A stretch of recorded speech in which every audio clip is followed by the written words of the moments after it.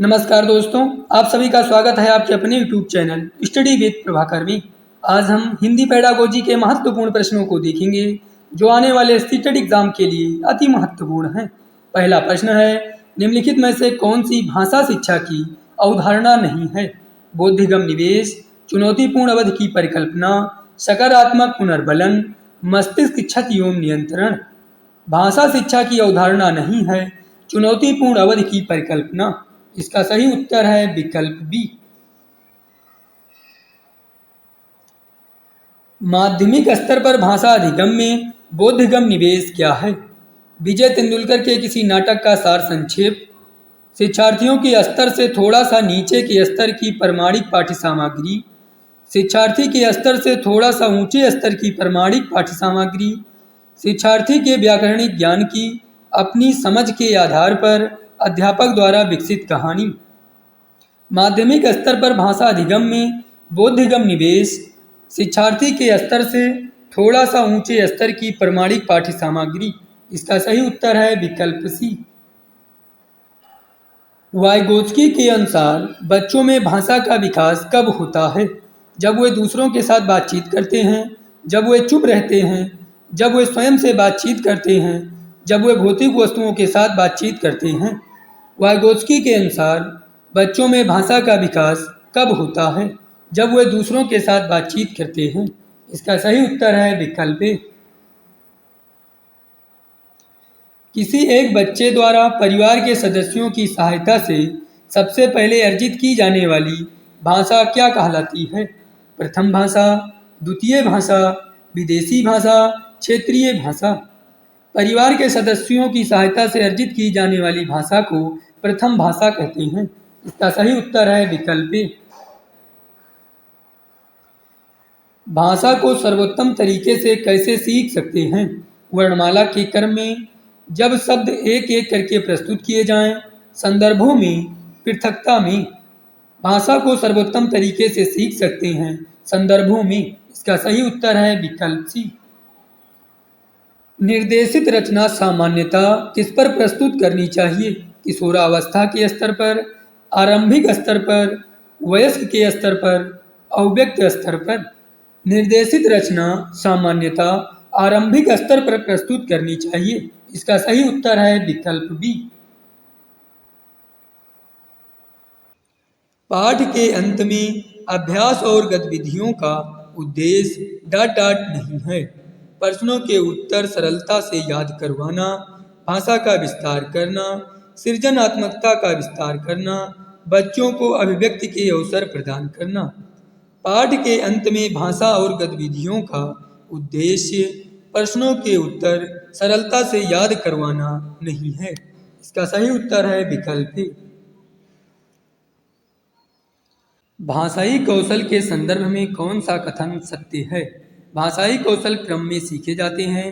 भाषाई कौशल एक दूसरे को अप्रभावित नहीं करते। भाषाई कौशल एक दूसरे से स्वतंत्र होते हैं। भाषाई कौशल एक साथ सीखे जाते हैं, क्रम से नहीं। भाषाई कौशल एक साथ सीखे जाते हैं, क्रम से नहीं। भाषाई कौशल के संदर्भ में यह कथन सत्य है, शेष सभी कथन असत्य हैं। इसका सही उत्तर है विकल्प डी। प्राथमिक स्तर पर बच्चों की पठन क्षमता का आकलन करने में किस प्रकार की सामग्री सर्वाधिक महत्वपूर्ण है? बाल साहित्य की कोई संवादात्मक कहानी, औपचारिक पत्र, पाठ्य पुस्तक, आतंकवाद पर आधारित निबंध। प्राथमिक स्तर पर बच्चों की पठन क्षमता का आकलन करने में बाल साहित्य की कोई संवादात्मक कहानी सर्वाधिक महत्वपूर्ण है। इसका सही उत्तर है विकल्प ए। भाषा सीखने सिखाने के संदर्भ में गृह कार्य का उद्देश्य होता है अभिभावकों को प्रसन्न करना, बच्चों को कार्य में व्यस्त रखना, सीखने का विस्तार देना, कापियां भरवाना। भाषा सीखने सिखाने के संदर्भ में गृह कार्य का उद्देश्य होता है सीखने का विस्तार देना। इसका सही उत्तर है विकल्प सी। प्राथमिक स्तर पर बच्चों की घर की भाषा को अपनी कक्षा में स्थान देना जरूरी है, क्योंकि घर की भाषा बच्चे ने अभी पूर्णतया नहीं सीखी है। बच्चे की भाषाई पूंजी है, मानक स्वरूप लिए होती है, सरल होती है। घर की भाषा बच्चे की भाषाई पूंजी है। इसका सही उत्तर है विकल्प बी। भाषा विकास के संबंध में कौन सा कथन सही नहीं है? बड़ों का संपर्क भाषा विकास की गति को तीव्र कर देता है। प्रारंभिक अर्जन में किसी अन्य भाषा का व्योघात होता है। भाषा विकास व्यक्ति सापेक्ष है। भाषा विकास व्यक्ति निरपेक्ष है। भाषा विकास के संबंध में भाषा विकास व्यक्ति निरपेक्ष है कथन सही नहीं है। इसका सही उत्तर है विकल्प डी। भाषा अर्जन के संबंध में कौन सा कथन सत्य है? समाज सांस्कृतिक परिवेश के अनुसार अर्थ ग्रहण की प्रक्रिया स्वाभाविक होती है। भाषा सीखना एक उद्देश्य होता है। भाषा अर्जन में किसी अन्य भाषा का व्याघात होता है। भाषा अर्जन में बच्चे को बहुत अधिक प्रयास करना पड़ता है। भाषा अर्जन के संबंध में सत्य है। समाज सांस्कृतिक परिवेश के अनुसार अर्थ ग्रहण की प्रक्रिया स्वाभाविक होती है। इसका सही उत्तर है विकल्प ए।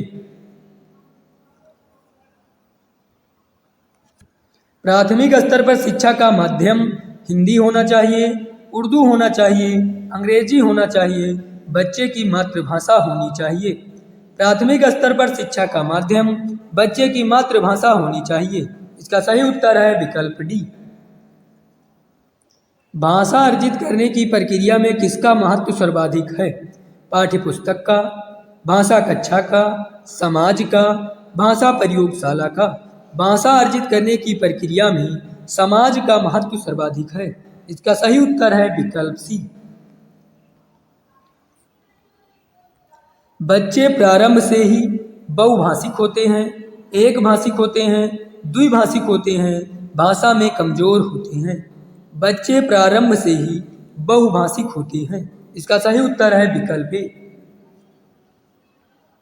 भाषा में आकलन की प्रक्रिया केवल बच्चों का निष्पादन जानने के लिए होती है, केवल शिक्षक का निष्पादन जानने के लिए होती है, सीखने सिखाने के दौरान भी चलती है, पाठ के अंत में दिए अभ्यासों के माध्यम से होती है। भाषा में आकलन की प्रक्रिया सीखने सिखाने के दौरान भी चलती है। इसका सही उत्तर है विकल्प सी।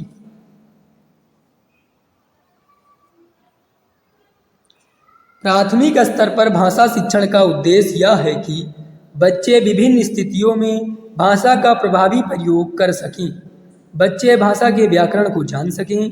बच्चे मानक भाषा का प्रयोग करना जल्दी सीख जाएं। बच्चे भाषा परीक्षा में सदैव अंक लाएं। प्राथमिक स्तर पर भाषा शिक्षण का उद्देश्य यह है कि बच्चे विभिन्न स्थितियों में भाषा का प्रभावी प्रयोग कर सकें। इसका सही उत्तर है विकल्प ए।